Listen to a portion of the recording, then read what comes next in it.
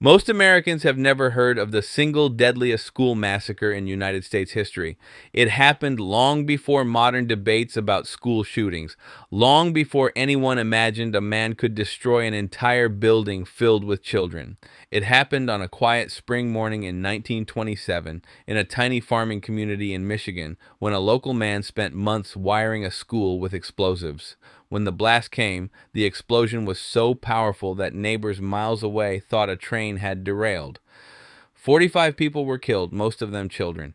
Yet today, the Bath School Massacre is barely remembered, a tragedy so horrific that history quietly pushed it aside. The story begins in the small town of Bath Township, a close knit farming community outside Lansing. In the mid 1920s, Bath was a peaceful place with fewer than 500 families, most of them farmers. They were proud of their land and proud of their brand new consolidated school, which had just been built in 1922 to replace several scattered one-room schoolhouses. The Bath Consolidated School was meant to modernize the community. It had electricity, brick walls, and dozens of classrooms, making it one of the most advanced rural schools in Michigan at the time. But for one man, the school represented something else entirely. His name was Andrew Kehoe, a 55-year-old farmer and the local school board treasurer. Outwardly, Kehoe had a reputation as a quiet, intelligent man who kept to himself. He was known to be skilled with mechanical work and electrical wiring, but he was also known for a cold temper. Neighbors remembered he rarely smiled, and when he did, it seemed forced. He was extremely frugal, often repairing equipment himself rather than buying replacements. Some described him as distant or difficult to approach. No one imagined he was capable of murder, let alone mass destruction. Kehoe's anger began building years before the disaster. When Bath Township built the new consolidated school, local property taxes increased. For most residents, the tax hike was frustrating but manageable. For Kehoe, who was already deep in financial trouble, it was infuriating. He had purchased a farm that came with heavy debt, crop prices were falling in the mid 1920s, and he struggled to keep up with loan payments. The rising taxes pushed him further into financial distress. Instead of blaming the economy or his own decisions, Kehoe became obsessed with the idea that the school and the people who supported it were responsible for his problems. Around the same time, his wife Nellie fell seriously ill. She suffered from tuberculosis and other chronic health issues, requiring long stays in hospitals. Medical bills piled up. Friends recalled that Kehoe grew more withdrawn, more bitter, and more resentful.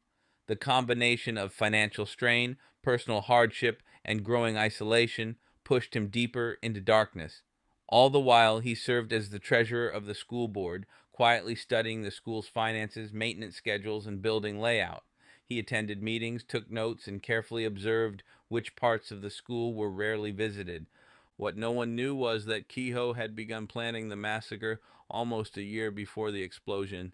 In 1927, explosives like dynamite and pyritol could be purchased legally for farm work, especially for clearing tree stumps. It wasn't unusual for farmers to buy small amounts. What was unusual was the sheer quantity Kehoe began acquiring. Over several months, he quietly purchased hundreds of pounds of explosives from different suppliers. He stored them in barns and sheds so no single location would raise suspicion. No one questioned him. At the time, regulations on explosives were minimal, and the idea of someone misusing them on a large scale simply wasn't part of rural American life.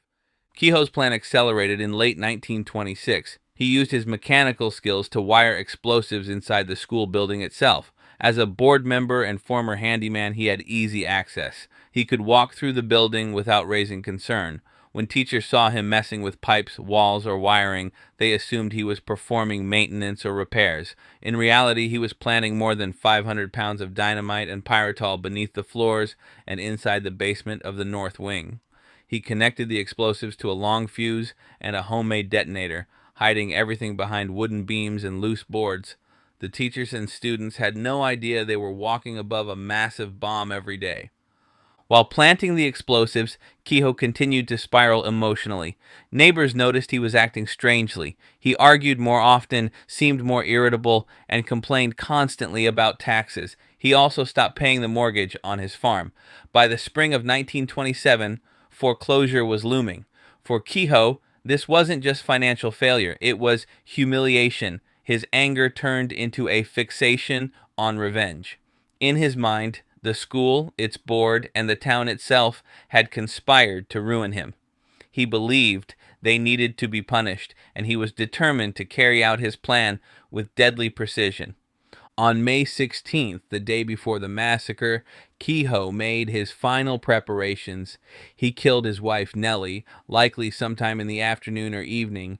He tied her body to a wheelbarrow or a cart on the farm and covered her with heavy materials so she wouldn't be found right away. Then he filled his truck with additional explosives, metal tools, and old machinery parts. He rigged the vehicle with a timer and a trigger system, turning the truck into a second bomb. Late that night, neighbors saw him in his yard, calmly working with ropes and metal, but they assumed he was repairing equipment. No one imagined he had just murdered his wife and was preparing to destroy the school the next morning.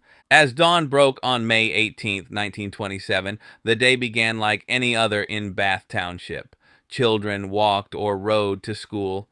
Farmers tended to their fields. Teachers prepared their lessons. At around 8 in the morning, Kehoe set fire to his farm buildings. The barns, sheds, and house erupted into flames, creating huge plumes of black smoke. Firefighters and neighbors rushed toward the farm, unaware that the fire was only the first act of a far greater tragedy. While the farm burned, students settled into their classrooms. The north wing of Bath Consolidated School was filled with children between the ages of 7 and 14. No one noticed the faint ticking beneath the floorboards or the smell of burning fuse drifting through the basement. At approximately 8:45 a.m., the fuse reached the detonator. In an instant, 500 pounds of explosives erupted beneath the north wing.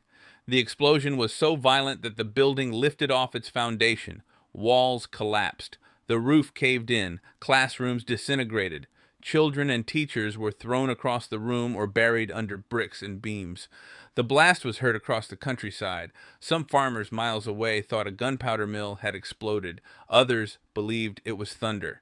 The destruction was overwhelming.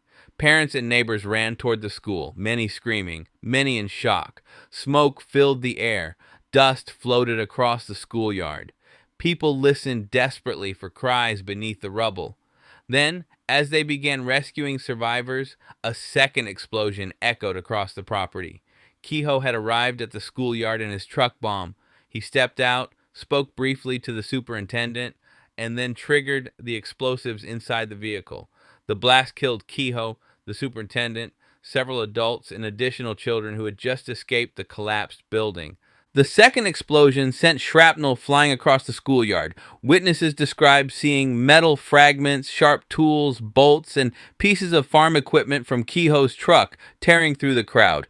The force knocked people to the ground and created immediate confusion because many had believed the worst was already over. Within seconds, smoke from the vehicle mixed with dust from the collapsed north wing, creating a choking haze that made it difficult to see or breathe.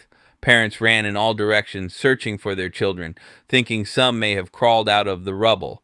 Others froze in shock, unable to process what they had just witnessed. Rescue efforts intensified. People began clawing through debris with bare hands, moving bricks, plaster, wood beams, and shattered glass.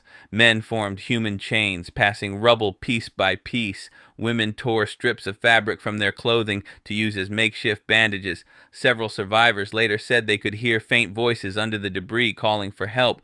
Those cries pushed rescuers to work faster, even as dust burned their throats and smoke from Kehoe's exploding truck drifted across the yard. Local farmers arrived with wagons, which they quickly repurposed to carry injured children to nearby homes that had been converted into temporary medical stations. While people searched for survivors, firefighters battled the burning remains of Kehoe's farm. They found the charred body of his wife inside one of the barns. Investigators discovered the fire had been intentionally set with fuel and accelerants placed strategically to guarantee complete destruction. They also found crates of unexploded pyritol and dynamite inside other outbuildings. The discovery confirmed what many were starting to fear. The school had not suffered a tragic accident. It was a coordinated attack planned by a man who wanted to destroy as much of the community as possible. Back at the school, help began arriving from neighboring towns and cities. Physicians, nurses, and volunteers rushed from Lansing, bringing medical supplies and stretchers. The closest hospital was overwhelmed, forcing doctors to treat injured children on porches, in yards, and inside churches. Some suffered broken limbs or severe cuts, while others had internal injuries from the blast. Parents waited anxiously near makeshift treatment areas, praying their children would survive. Many felt torn between hope and dread as the hours passed and more bodies were pulled from the rubble. As the rescue continued, investigators entered the basement of the collapsed North Wing and made a shocking discovery. They found an additional pile of unexploded dynamite and pyritol, nearly as large as the amount that had detonated. Wires ran along the beams, and a homemade timer device was mounted to a support post. The explosives had been meticulously placed, but for unknown reasons, the second set failed to ignite. If they had exploded, the entire school would have been obliterated, likely killing every student and teacher inside. The discovery made it clear that Kehoe had intended a much greater level of destruction than what had occurred. His goal was not simply to damage the school, but to erase it entirely. News spread quickly across Michigan and soon the entire nation. But this was 1927, when most people relied on newspapers, telegrams, and early radio broadcasts for information.